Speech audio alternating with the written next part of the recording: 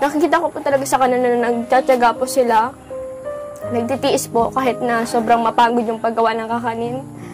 Ginagawa po nila yung lahat para po kami po ay may makain po sa araw-araw or mabaon po sa pagpasok po namin. Yun po. Sobrang proud po ako sa kanilang dalawa. Hindi ko man po masabi sa personal na ano po, I love you sa kanila. Sinaiya po. Pero para sa akin, kung ano na lang po yung maparamdam ko sa kanila, yun po yung pagmamahal.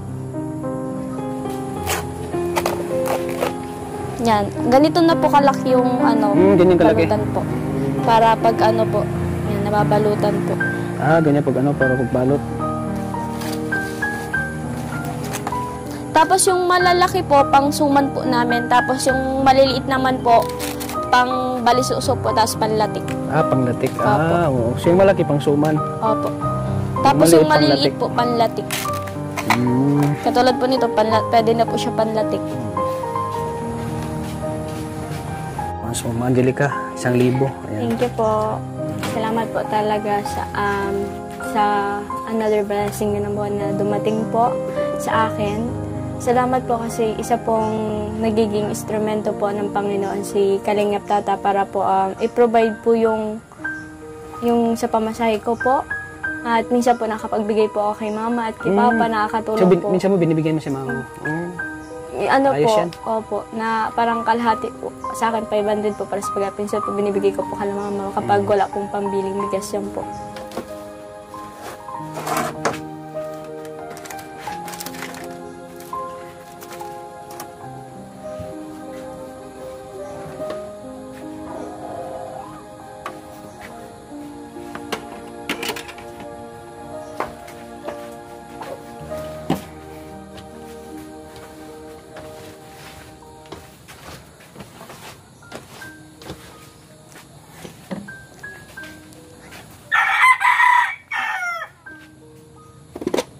Sunod lang. Alagay ko na po ito.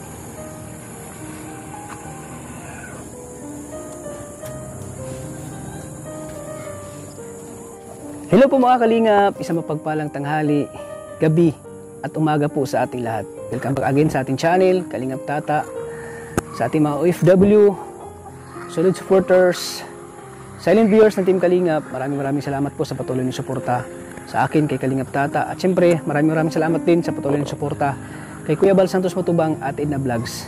At syempre kay Kalingap Rab. So ngayon po mga kalingap ay muli nating bisitahin at dadalawin natin si Angelica mismo sa kanilang sa kanilang paggawaan po ng kakanin. At ating alamin at kumustahin po ang kanilang kalagayan at para makilala din natin ang kanyang mga magulang. So tara mga kalingap, samahan niyo ako. So let's go. So ayan po mga kalingap, bukid na pala itong nila Angelica mga kalingap. So ayan po mga kalingap. So ayan po mga kalingap, dito na tayo sa kanilang paggawaan ng kakanin.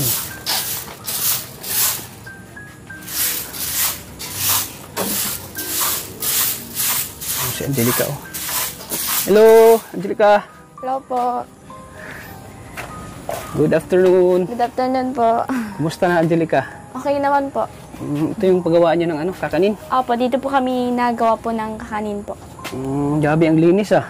Nililinis mo lang? Opo. So itong ginagawa mo dito? Nililinisan mo yung Pagkatapos po nila mamagawa po kakanin? Opo. Pag natapos na po sila magawa, yan po, nalinis na po. So mamaya pa kayo Mamaya pa po Mamaya ng umaga? Opo. Mamaya pa kayo Magluluto po. Magluluto. So ito yung gamit niyo sa pagluluto?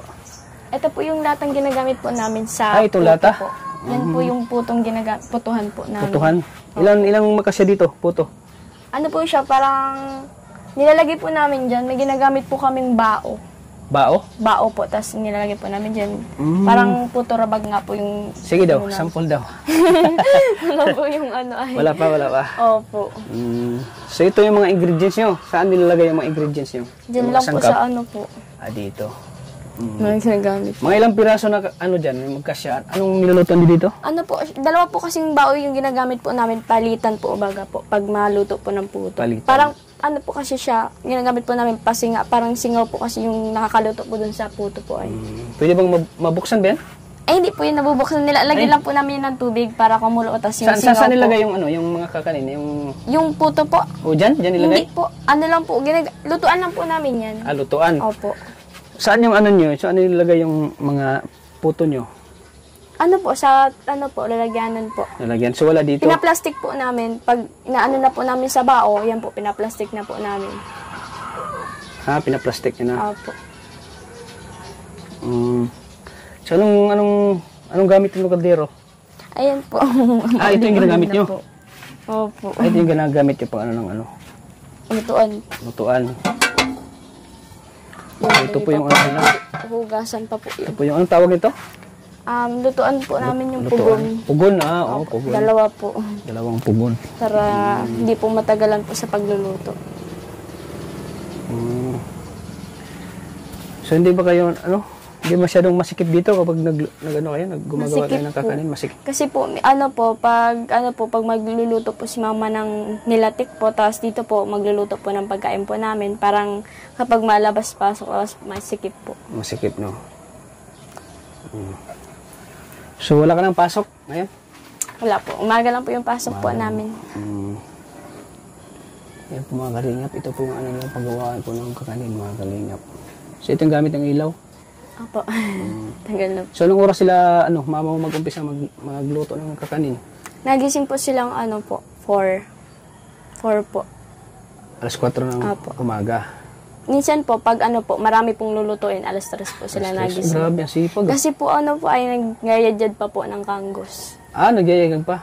Minsan ikaw nagyayagag ka rin? Opo, natatry ko po. Pag ako po minsan pinapagawa po ni Papa kapag busy po baga si Papa. Pag nagpuputo po ako na po inagagawa po nung nagyayadjad po ng kanggos. Tapos minsan din po ako. Mga ilang oras yung nagyayagag ng kanggos? Tagal po yun kasi iisa-isahin mo po yung iyayadjad din. Lalo minsan po nagkakasugat po yung nagkakasugat ka? Gas-gas po. Saan yung Saan yung niyagag? Yung iraidan po. Oo, paraidan. Asan na po? Bayan. Ito po. Ito po, nahugasan ay. Hindi pa po. Ito? Ito yung Sorry po, hindi pa po nahugasan. Hindi pa po nahugasan. Higasan. Bagay naman Ito sa'yo po yung po namin, yadyadan po ng kanggos. Dito po kami na-i-ride po ng kanggos. Bakit ang liit nito? Maliit lang. Nakita ko sa iba na malalaki. Malalaki po. Maliit lang po. Tinatsagaan lang po namin. Wala bang... Saan ba makabili niyan? Sa sentro po. Sa sentro. Maganda dyan pag malaki. May malaki po nito eh. Maganda dyan pag may malaki. Para po mabilis po. Para mabilis siya. Ang maliit kasi, lang po talaga. Mabagal siya. Yung... Opo, maliit-liit. Maliit. Matagal ka talagang matapos niya Ayan. Paano mo, saan mo idalagay yan? Dito, sa nilalagay po namin sa yung kanggos pagkatapos po namin sa balde? Opo, sa balde pa, tapos na-i-raid na po kami. Yan po. Na lang po kung nakikita ko sana nagkakanggos ka, no? Opo, nag-i-raid ng kanggos. Kaso tapos na po magluto si mama. Tapos na. Kaya po. Mamaya naman po kami, bukas po siguro na umaga yan. Dyan po magsisimula po Minsan nagising ka rin ng umaga para tumulong? Opo, ako po minsan po yung magluluto po ng pagkain po namin kasi napasok po yung mga kapatid ko po. Ikaw yung nagluluto? Opo, tapos nawalis na din po ako dyan sa labas. Madaling araw po. Madaling araw. So hanggang anong oras sila matapos? Ano kakanin? po, pag kunti lang po talaga yung kakanin po na nagagawa po, 4 po to 7 yan, tapos na po sila. 47. So mga mga Yung po, 4 na oras? Tatlong oras? Yung mga niluto po, inuuna na po dun, tapos pinipesto na po. Tapos yung iba naman po, niluluto po ulit. Niluluto yung Opo, pag may double. Kapag may lulutuin na naman po ulit yan, magluluto. Magluluto naman ulit. So, grabe, no? Masipag nila mama mo.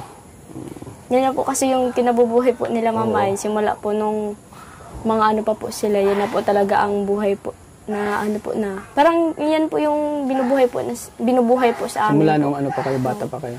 Yan na po talaga yung hanap buhay po nila mama. Yan ang hanap buhay.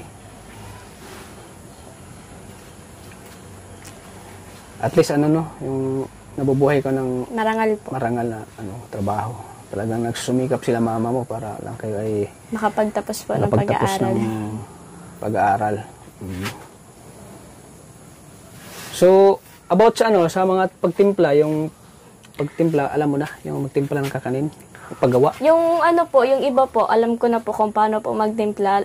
Tulad po nung sa nilatik po baga. Nilatik. Marunong ka na? Opo, ako po minsan naghahalo po nun ay.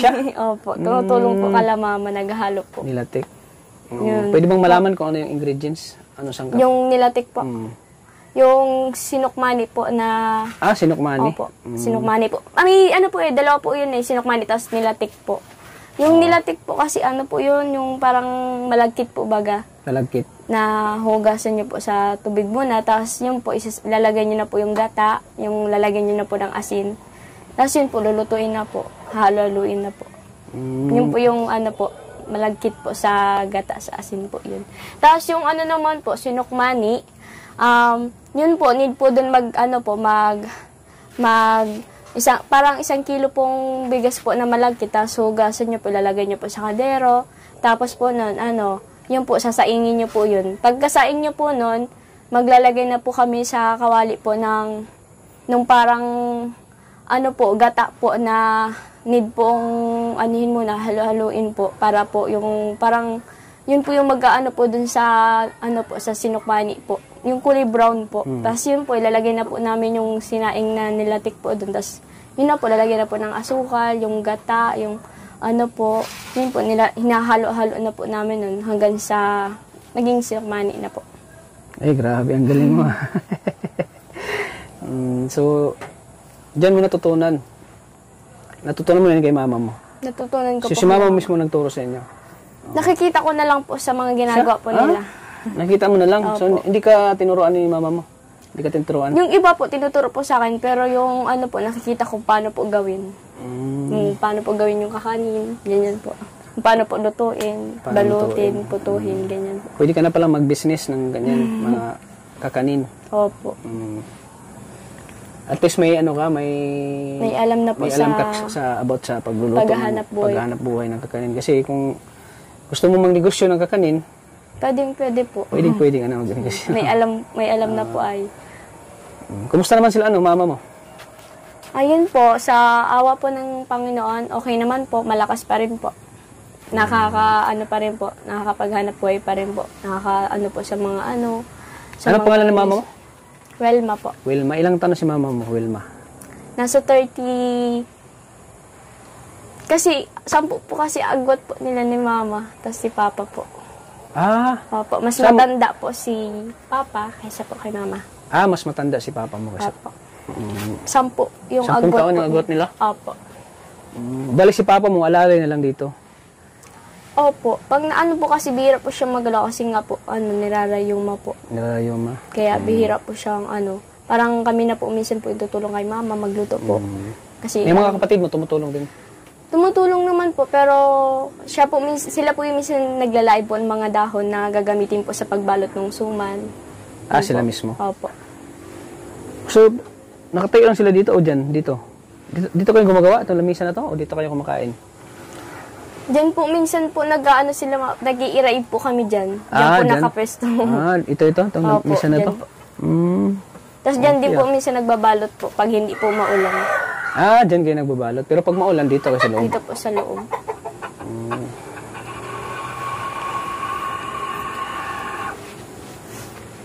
So, ito po yung paggawaan nila mga kalinga po. Kubo-kubo. Kubo-kubo po. Kasi ang ano dito, 4 na tao. Kasya naman po. Yeah, binabutan ko po siya dito, naglilinis po ng kanilang ano, paggawaan po ng kakanin. Eh, napakasipag po ni ano, Hello po. ni Angelica po. Angelica. Swerte ang magiging partner nito sa buhay. Kasi napakasipag po mga kalingap. Pero sa ngayon ay pag-aral muna. Aral muna yung ano, priority muna. So, ilang taon na bang gumagawa ng kakanin sila mama mo? Tagal na po. Tagal na, no? Parang yun din po yung kinaanon po nung lola po. Ah, bali. Parang Sa lola mo. Bali At sila lolo yung ko talagang nag-umpisa ng kakanin. Tapos, umano lang po sila mama po. sumunod sila mama mo. O natutunan din nila mama mo yung ano. Parang yung mga anak po ni lola, ni nanay po, ano po, parang halos po sila nagkakakanin na po ngayon. Siya? Nabumuhay po sila sa pag-aado po ng kakanin kasi yun po yung ano po nila, na anuhan po sa nanay po namin. Sa mama Kumbaga po yun ang nila. kinamulatan nila na hanap buhay. Yung paggawa ng kakanin. Opo. So kung ikaw ay ano, siyempre ikaw ay mag-asawa. Hindi man maiwasan talaga. Kailangan mo talagang... Ano po, kung mag-asawa man po Di- ako, Andun pa rin ba yung ano, yung pag, gagawa ka pa rin ba ng kakanin if ever man? para sa akin po kasi kaya po nagsisikap po sila mama na maggawa po ng kakanin para po hindi po kami yung nangyayari po ngayon kay mama, ayaw po nila na maranasan po kami na ganun kasi mahirap po talaga maggawa po ng kakanin. Maproseso po siya tapos Ano? parang ano po talaga mapagod po. Kaya sabi po sa amin ni mama na gusto po nila na makapagtapos kami ng pag-aaral kasi para po may maganda po kaming trabaho na makuha po na hindi po yung ganito na nagtsatsaga po sa pagtitinda po ng kakanin. Yun po. Yun po yung gusto po ni mama kahit na mahirap po yung buhay. Gusto po nila mama na makapagtapos kami para hindi na po namin maranasan yung hirap na nangyayari po kala mama ngayon. Anong naisip mo kapag nakita mo na parang nahihirapan sila mama mo dahil po sa inyo? Anong nararamdaman? Mahirap Anong nararamdaman mo?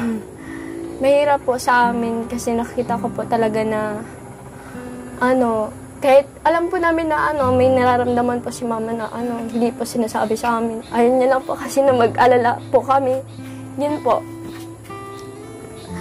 Mahirap po yun sa amin kasi lalo na po marami po kami magkakapatid. Nagtsatsaga lang po sila mama na maggagawa po ng kakanin para po kami po ay makapag-aral po sa araw-araw po. Kami pong magkakapatid. Kaya yun po, thank you na lang po sa Panginoon kasi kahit paano malakas pa rin po sila mama ngayon. Nakapaghanap buhay pa rin po para sa amin.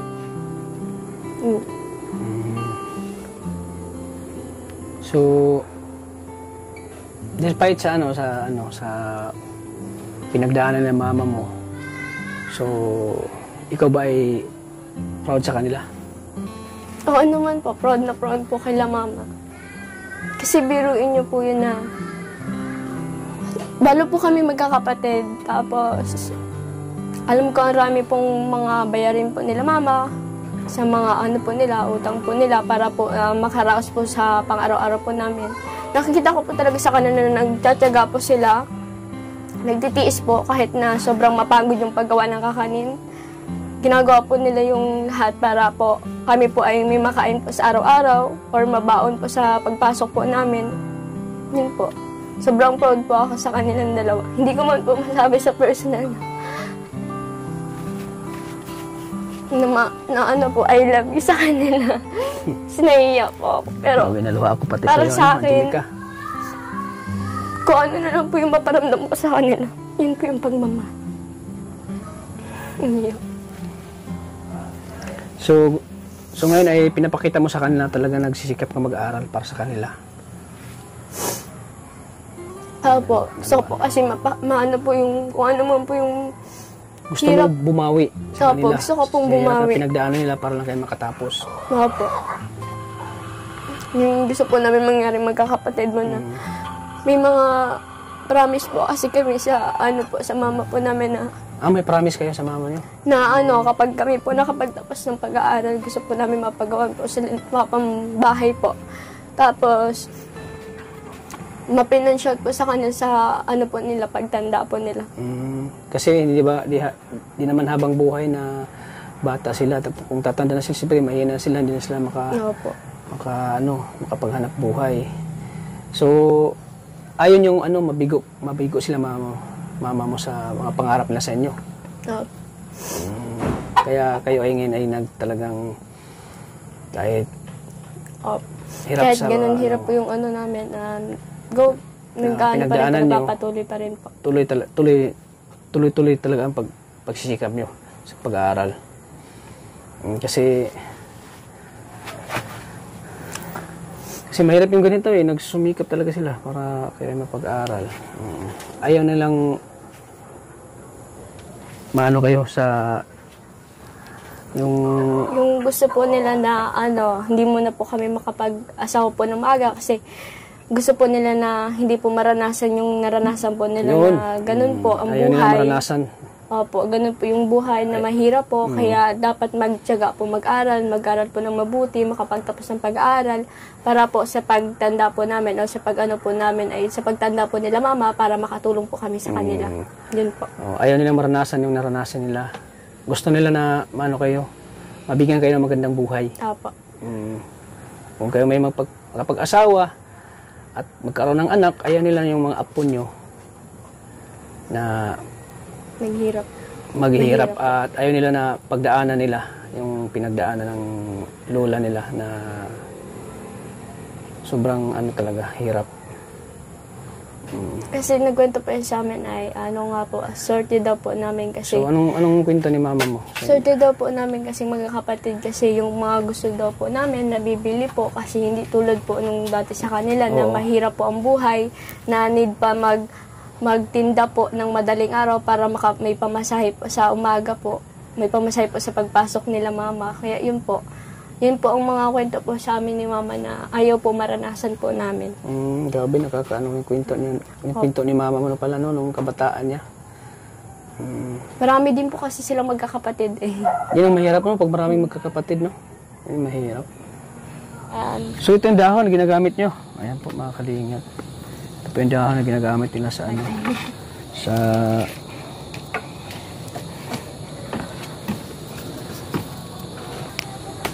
So ito yung nyo, ginagamit? Yeah, ito po yung dahon po na pinagbabalutan po namin ng kakanin po. Yan. Kinikinit po namin yan tapos nilalaib po sa apoy po. Ito. Kasi kapag hindi nyo po inano po sa apoy, Bakit tinano sa apoy? para po kasi kapag pag binalit nyo na po agad na po kasi ay na bubutas po or nabubutas. Para po malambot siya. Para maganda pong laiban po. Ay po ng kakanin po. So ayan. Saan to kinukuha ang dahon? Yun po sa may sagingan po. Binibili po din. Binibili? Binibili na ito? Isang po tali. Magkano isang tali 50 pesos po. 50 pesos 50 po. pesos, Isang tali. Isang tali. Ano na po to? 50 pesos na po ang nito, isang tali. 50 pesos. Pag dalawa po, 100 po. 100.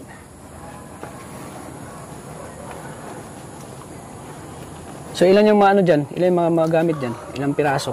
Sa po yan, latik, suman po. Sa balisuso po, 3 po yung pinagagamitan po namin Pinagbabalutan po ng kakanin. So ito, inaano mo na to? Kinikinit po muna. Kinikinit yan? Opo. Paano daw? Paano pagkinit? Ginagano.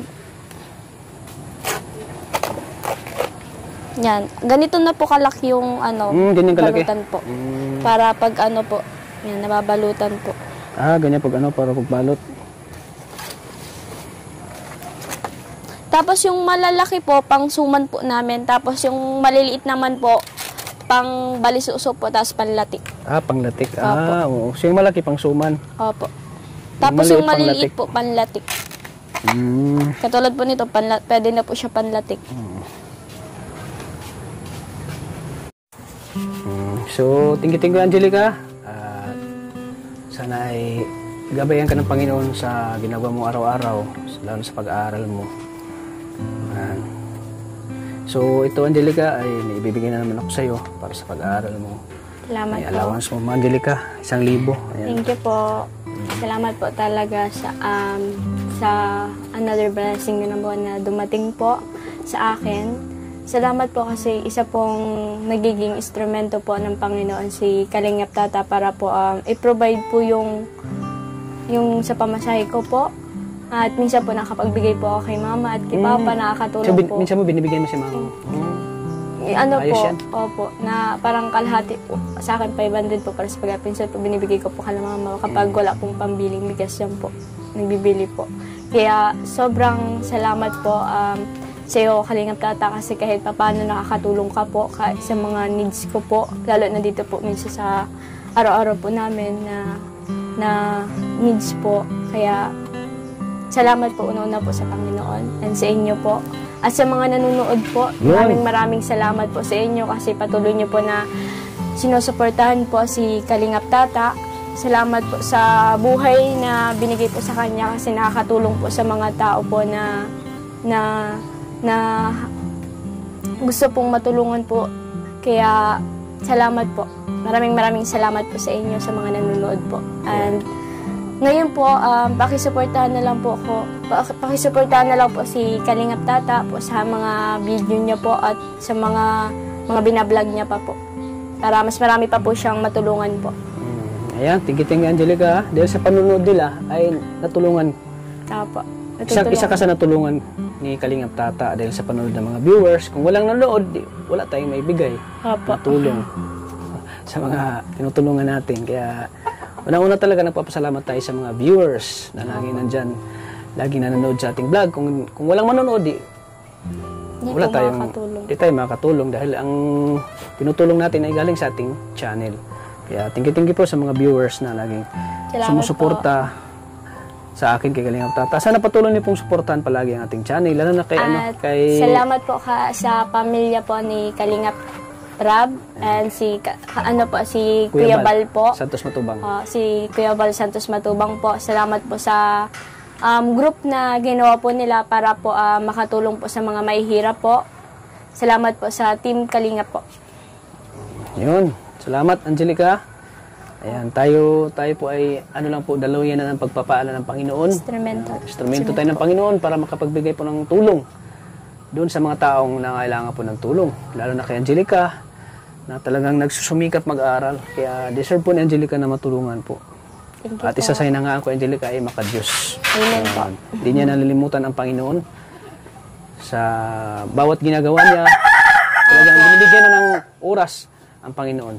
Kasi ano pong magagawa po natin na kahit makamtan mo man po yung mga gusto nyo po sa buhay nyo, kung wala naman po sa puso nyo ang Panginoon, wala rin pong mangyayari sa atin kasi lahat naman po tayo ay mamamatay po, di ba? Kaya sana bago po tayo mamatay ay sana matanggap po natin ang Panginoon sa puso natin.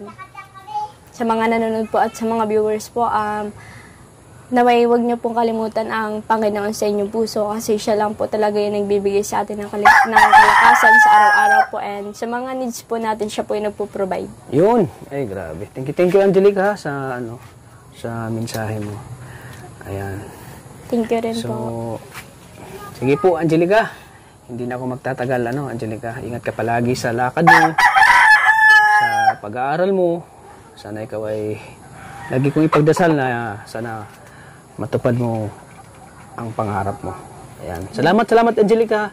Salamat po. Hindi na ako magtatagal. Ako po ay aalis na baka. Uulan na naman. Alam mo naman ito sa Bicol, laging umuulan, di ba? Opo. Baka mabutan ako ng ulan. Ayan. Salamat Angelica. At ngayon ay nabisita natin ang paggawa nila ng kakanin po natin. Nabutan natin siya na gumagawa siya dito. Nagpiprepare po siya ng mga gagamitin nilang mga sangkap para sa kanilang paggawa po ng kakanin. Salamat po Angelica. God bless. Thank you po. God bless you po. Ito po yung dako na ginagamit po namin.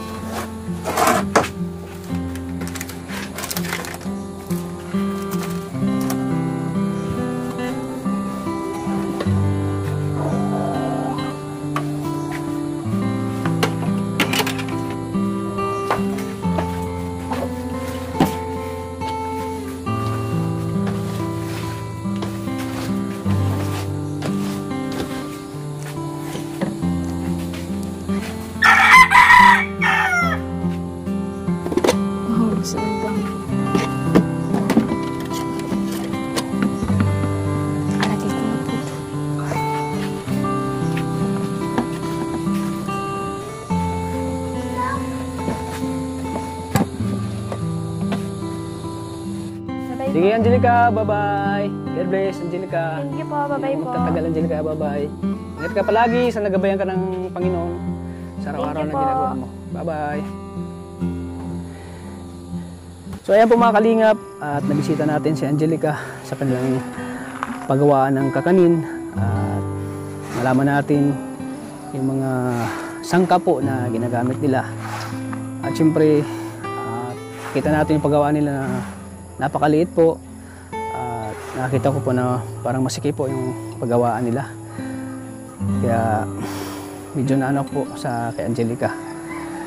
So nakita natin kay Angelica po na talagang masipag, talagang nagsumikap mag-aaral. Kaya deserve po nating matulungan po mga kalingap. At yung kanyang mga magulang po talaga ay nagsusumikap para mabigyan po ng magandang kinabukasan po si Angelica. Kahit yan naman kahirap ay tinitiis ng kanyang mga magulang para po sila ay makapagtapos ng paaral. Di po biro ang ginagawa nila araw-araw, gigising ng maaga para lang may paninda sila at may patustos sila sa kanilang pag-aaral po. Kaya po ganun ay ang sakripisyo po ng kanilang mga magulang sa kanila para lang po sila ay makapagtapos ng pag-aaral. So hanggang dito lang po mga kalingap. Maraming salamat sa unang suporta kay Kalingap Tata. At siyempre po patuloy nating suportahan din po si Kuya Bal Santos Matubang at Ina Vlogs at siyempre kay Kalingap Prab. Sana suportahan natin. Sa mga hindi pa po nakasubscribe ng kanilang channel, sana po pakisubscribe po ng channel ng mga kalingap. Ang gusto ko lang po i-shoutout ang channel po ni Ancotic Channel, ni Catherine Official, ni Kalingap Rose, ayan. Siyempre kay Kalingap Pundo, ayan, kay May Vlog, ayan, sa Merge po, suportahan natin ang Merge po sa panguna po ni Ate Amy Tumir, ayan. May Amy po, suportahan natin si Maramara Vlogs, Teacher in Channel, suportahan natin kanilang channel mga kalingap. Sana po sa mga hindi pa po nakasubscribe, please pag-subscribe po ng kanilang channel. Hanggang dito lang po mga kalingap, maraming salamat. Lagi po nating tatandaan na mahal po tayo ng Panginoon. God bless po sa ating lahat mga kalingap. Bye-bye! Bye-bye po mga kalingap. Thank you po, God bless.